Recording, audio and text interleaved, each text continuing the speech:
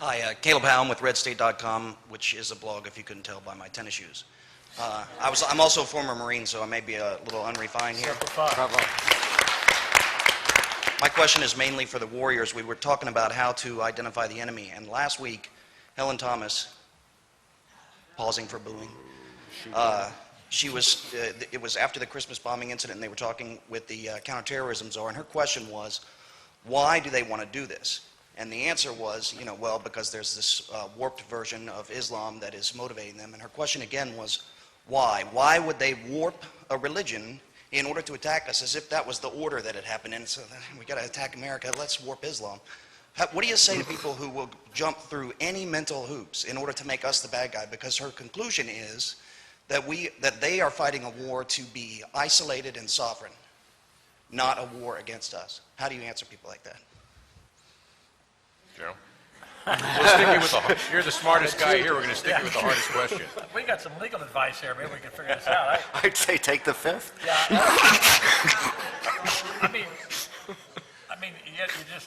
they just have to increase their understanding of what's going on. I mean, they don't understand the foundation of what's going on, so they need to increase their reading. Sure, but people like Helen Thomas drive the debate that other people see every day on TV. How do you answer them? How do you explain to them why she's wrong? Hopefully, there are other voices out there that are rational and they can explain it in ways that. They're not in the White House press corps. Yeah.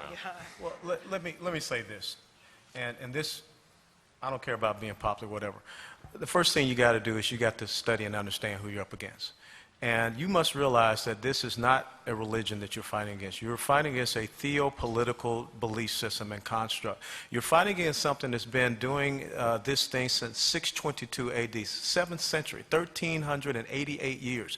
You want to dig up Charles Martel and ask him why he was fighting the Muslim army at the Battle of Tours in 732. You want to ask the Venetian fleet at Lepanto why they were fighting a Muslim fleet in 1571. You want to ask the Christian, the Germanic and Austrian knights why they were fighting at the gates of Vienna in 1683. You want to ask people what happened at Constantinople and why today is called Istanbul, because they lost that fight in 1453. You need to get into the Quran. You need to understand their precepts. You need to read the Surah. You need to read the Hadiths. And then you can really understand this is not a perversion. They are doing exactly what this book says.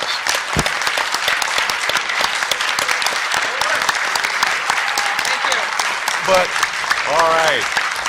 And I want to close by saying this, and I think that we have said this all through this morning so far.